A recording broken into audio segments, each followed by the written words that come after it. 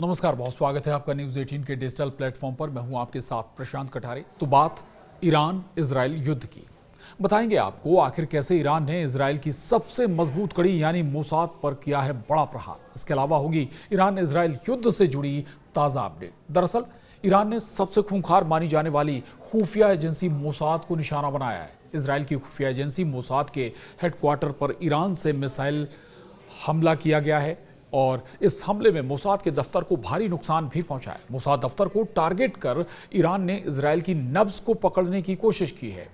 इसके अलावा military intelligence की बिल्डिंग को भी निशाना बनाया है ईरानी मिसाइलों ने। आपको बता दें कि लगातार अब जो ईरान है वो लगातार मोसाद और उस जो ख़ास तौर से महत्वपूर्ण ठिकाने हैं इजराइल के मिलिट्री बेस से जुड़े हुए, उन्हें टारगेट कर रहा है। और मोसाद के जो इमारत है, मोसाद का जो हेडक्वार्टर है, बताया जा रहा है कि कई मिसाइलें एक साथ दागी गई हैं। भारी नुकसान वहाँ पर मोसाद और उससे जुड़े जो और तमाम संसाधन हैं उन्हें हुआ है। दरअसल इजराइल और ईरान के बीच 5वें दिन भी संघर्ष जारी है। अब ईरान के निशाने पर इजराइल के सबसे महत्वपूर्ण ठिकाने आ गए हैं, जहां वो लगातार बमबारी कर रहा है, मिसाइलें दाग रहा है। ईरान ने मोसाद के दफ्तर के साथ ही मिलिट्री इंटेलिजेंस से जुड़ी खुफिया एजेंसी अमन की बिल्डिंग को भी निशाना बनाया है। इधर इजरायली हवाई हमले में ईरान के deputy commander major general Ali Shadmani की मौत हो गई। शादमानी ईरान की खतम अल अनबिया हेडक्वार्टर्स यानी सैन्य आपात कमान के हेड थे। उन्होंने 4 दिन पहले ही ये पद संभाला था।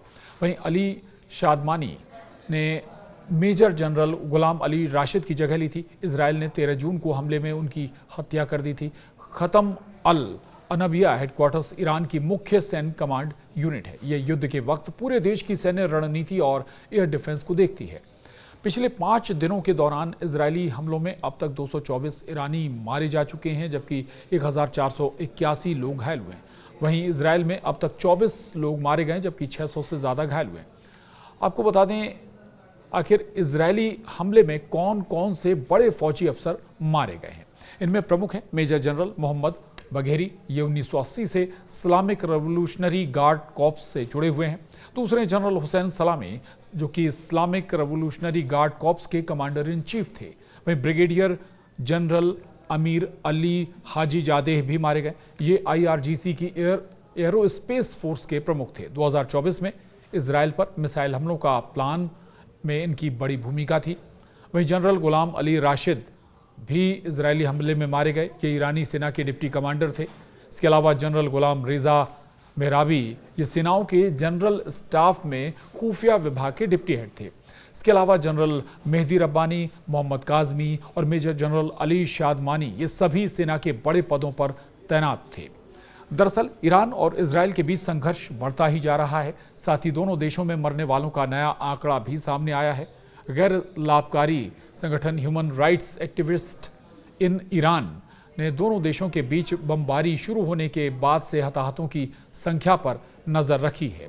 और अगर बात करें जो डेटा अभी तक सामने आया है, इसमें दोनों तरफ से नुकसान हुआ है, लेकिन जो नुकसान हुआ है वो ईरान को ज़्यादा हुआ है। इजरायली हमलों में 224 आम लोगों के मारे जाने की खबर है, 188 घायल।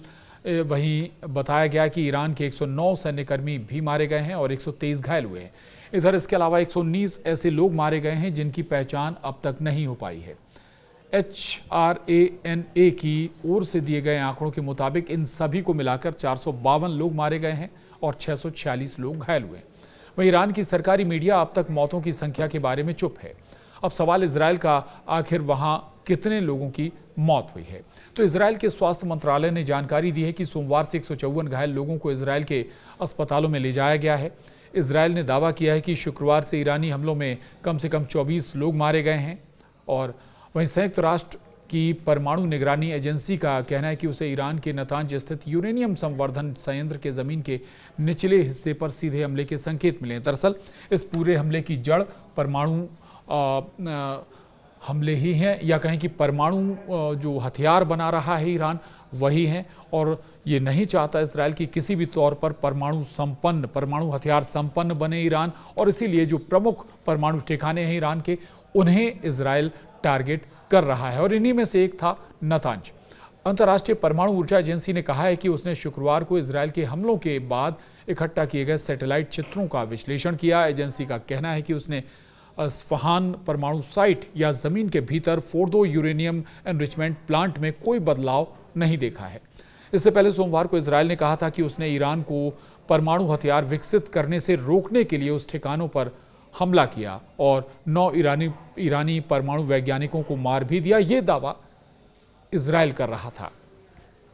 साथ ही इजरायल ने 13 जून को ईरान के परमाणु कार्यक्रम से जुड़े ठिकानों पर हमला भी किया था। इसके बाद से दोनों देशों के बीच 5 दिनों से संघर्ष लगातार जारी, यानी जो लड़ाई की जड़ है वो है परमाणु हथियार। ईरान चाहता है परमाणु हथियार बनाना, लेकिन इजरायल नहीं चाहता कि किसी भी सूरत में परमाणु हथियार संपन्न बने ईरान। दूसरी तरफ डोनाल्ड ट्रंप ये दावा कर रहे हैं कि तेहरान या कहें कि पूरे ईरान के हवाई क्षेत्र में अमेरिका का कब्जा है, वो जिस तरह से चाहेंगे वैसा कर सकते हैं। लेकिन दूसरी तरफ अगर बात करें तो ईरान लगातार इजरायल के उन ठिकानों को निशाना बना रहा है जो उसके सबसे महत्वपूर्ण प्रतिष्ठित या कहें मिलिट्री बेस हैं, मिलिट्री ठिकाने हैं, या फिर मोसाद के हेडक्वार्टर तक को ईरान ने निशाना बनाया है। यानी ईरान पलटवार भी बड़ी जबरदस्त तरीके से करता हुआ नजर आ रहा है।